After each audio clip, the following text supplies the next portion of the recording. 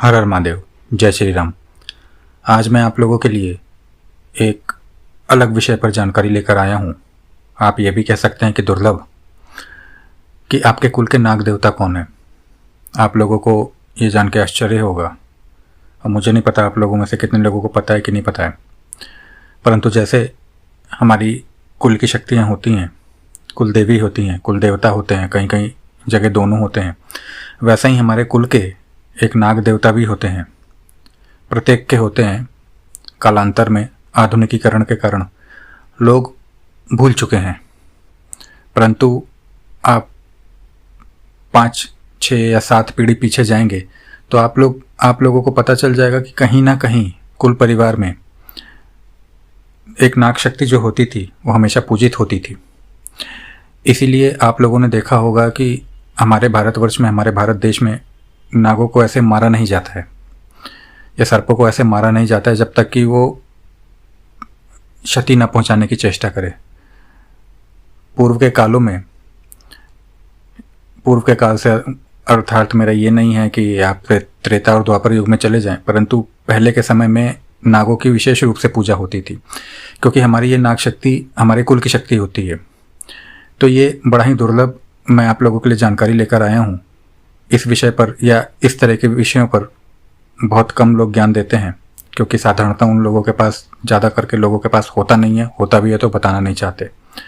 आजकल तो लोग सिर्फ भूत प्रेत हटाओ और भूत प्रेत चलाओ, इन्हीं के बारे में ज्ञान देते हैं, और जो अत्यंत दुर्लभ विषय हैं उनकी तरफ ना कोई शोध करने की कोशिश करता है, ना ही देखने की कोशिश करता है, ना ही सामने रखने की कोशिश करता है।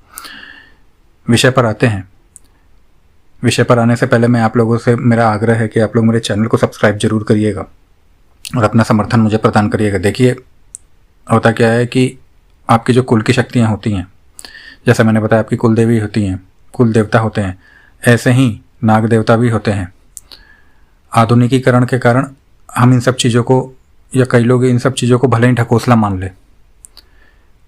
यही कारण है कि जो लोग वाकई में तंत्र से पीड़ित हो जाते हैं या समस्याओं से पीड़ित हो जाते हैं, वो इन्हीं कारणों से होते हैं कि अपनी कुल की शक्तियों को भूल जाते हैं। आप मेरा यकीन मान के चलिए कि ये 3 शक्तियाँ, यदि किसी की कुल देवी, कुल देवता या कुल के नाग, इन तीनों में से एक भी शक्ति जागृत है, तीनों की तो आप बात छोड़ दीजिए, तो तंत्र तो छोड़िए, उसका बहुत अधिक कल्याण ही कल्याण है। तंत्र तो होना बहुत अलग विषय है और अलग बात हो जाती है, क्योंकि आपकी कुल की रक्षक शक्तियां जब हो जाती है ना, तो आपको पता ही नहीं होता कि फिर मतलब आपके ऊपर जो ये लोग अभिचार कर्म इत्यादि करवाते रहते हैं, आपको दर दर के अलग अलग जगह भटकना नहीं पड़ता। और नाग की शक्ति ऐसी होती है कि जानकार जो लोग होते हैं वही इन विषयों पर बता सकते हैं। सर्प के ऊपर पूरा एक तंत्र है, पूरी तंत्र विद्या है। जब इनसे बहुत कुछ काटा भी जाता है, इनसे बहुत कुछ होता भी है, तो इनका मारा ना तो बचता है, और ना ही ये जब किसी के लिए सहायता में खड़े होते हैं ना, तो लोगों को पता ही नहीं चलता कि भाई सहायता कौन कर रहा है। बहुत उच्च कोटि की विद्याएं होती हैं, और ऐसा नहीं है कि कोई नाग आके आप लोगों की रक्षा करे, ऐसे खड़ा हो जाए जैसे फिल्मों में दिखाया जाता है, ऐसा कुछ नहीं होता। सूक्ष्म शक्तियाँ होती हैं और बहुत ही प्रलंकारी शक्तियाँ होती हैं, क्योंकि ये हमारे जो पृथ्वीलोक का वातावरण है, इनसे काफ़ी ऊपर की शक्तियाँ हैं। आप इन्हें स्थूल रूप से नाग या सर्प के रूप में सिर्फ मत देखिए। ये उच्च लोक की शक्तियाँ होती हैं, जिनको कि कुल में स्थापित किया जाता है। कालांतर में हम भूल जाते हैं, तो वो भी भूल जाते हैं भाई कि तुमने अपना लेना देना ख़त्म किया तो हम क्यों करें। छोड़िए, वीडियो लंबी हो जाएगी, इन सब चीज़ों पे नहीं आते। मैं यही बता रहा था आपको कि बहुत ही प्रमुख शक्ति होती है, और हर एक के कुल में कहीं ना कहीं स्थापित होती थी, जो लोग भूल गए हैं। तो जैसे कि लोग अभी ढूंढते रहते हैं कि हमारी कुल देवी कौन है, कुल देवता कौन है, हमें पता ही नहीं है। उनके विषयों पे लोगों से पूछते रहते हैं, या तरह तरह की विद्याओं से उनके बारे में ज्ञान प्राप्त करने की कोशिश करते हैं कि भाई हम उन्हें पूजे, हम उन्हें लेकर चलें। इसी तरीके से जो कुल के नाग हैं, जो नाग देवता हैं, उनके विषय में आप लोग कैसे पता कर सकते हैं, उनसे कैसे रक्षण प्राप्त कर सकते हैं, यह इस वीडियो का उद्देश्य है। इसमें मैं आपको विधान बताने जा रहा हूँ। ये विधान भैरव से संबंधित है, और जो आपकी कुल की जो नाग देवता होंगे, यदि उनको भैरव वापस बुलाएंगे तो मना नहीं कर पाएंगे। अब यहाँ पे ये समझ लीजिए कि वो नाग देवता कौन से होंगे। प्रमुख जितने भी 12 नाग हैं या अष्टनाग हैं, उनके ही सहायक कोई ना कोई नाग देवता या उन्हीं के द्वारा स्थापित कोई ना कोई नाग देवता जो होते हैं वो आपकी कुल की शक्ति होते हैं। और इसमें घबराने वाली बात नहीं है कि ऐसा करने के बाद घर में सांप निकलने लगेंगे या सांप दिखने को मिल जाएंगे या पूजा के टाइम में सांप दिखने को मिल जाएंगे, ऐसा कुछ नहीं होता। ठीक है, ऐसी कोई बात नहीं होती, भ्रम मात्र की बात है और लोगों के डरने की बात है।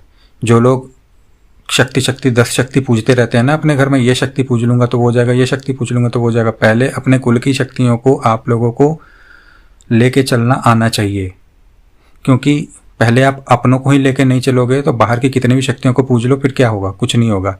आप एक शक्ति लेके पूजोगे, आपके आने वाली पीढ़ियां जो है दूसरी शक्ति लेके पूजेंगी, ऐसे ही चलता रहेगा। कोई किसी ने किसी को पूजा, किसी ने किसी को पूजा, किसी ने किसी को भी नहीं पूजा।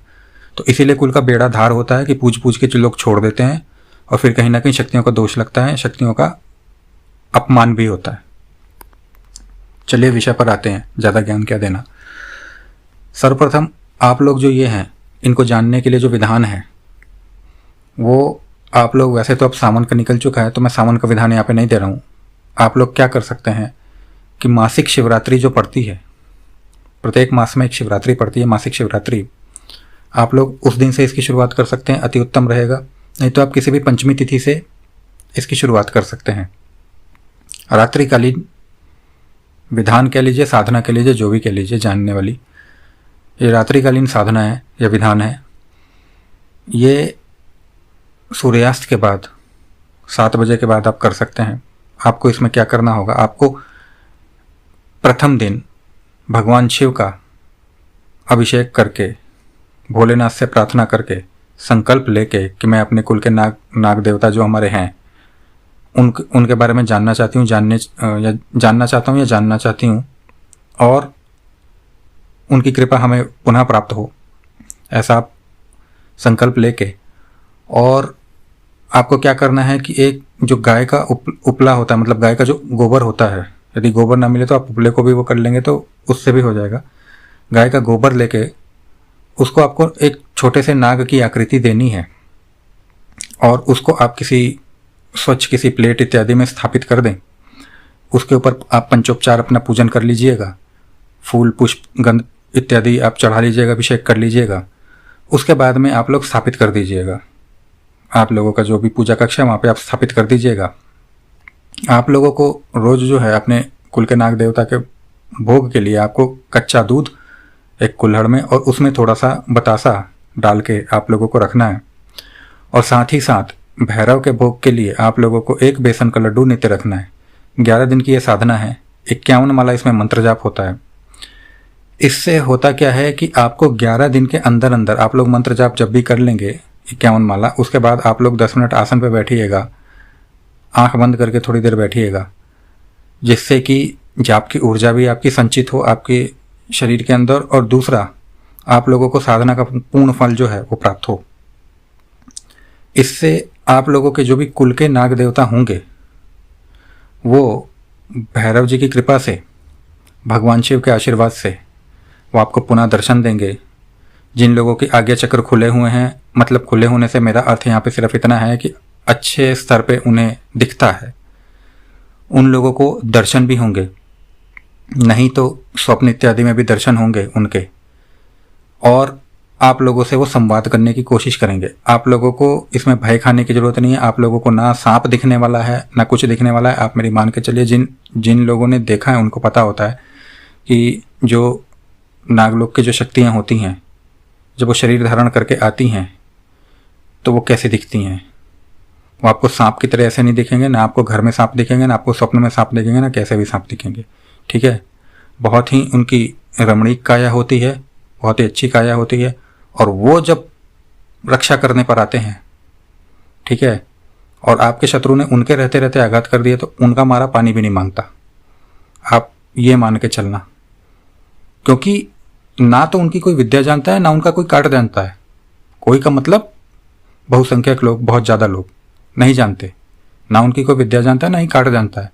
तो वे जब रक्षा करने पर आ गए ना, तो भूल जाना कि फिर आपके शत्रु आपके ऊपर कुछ भी कर पाएंगे। तो 11 दिन के अंदर अंदर आपकी साधना पूर्ण हो जाती है और आपको उनकी कृपा पुनः प्राप्त हो जाती है, जिससे कि आप उन्हें स्थापित करके, जान के, उनका नाम इत्यादि जान के, शोधन करके और अपने कुल देवी देवता के साथ आप उनका पुनः पूजन कर सकते हैं। आशा करता हूँ आपको मेरे द्वारा दी गई जानकारी अच्छी लगी होगी। इसी के साथ हर हर महादेव, जय श्री राम।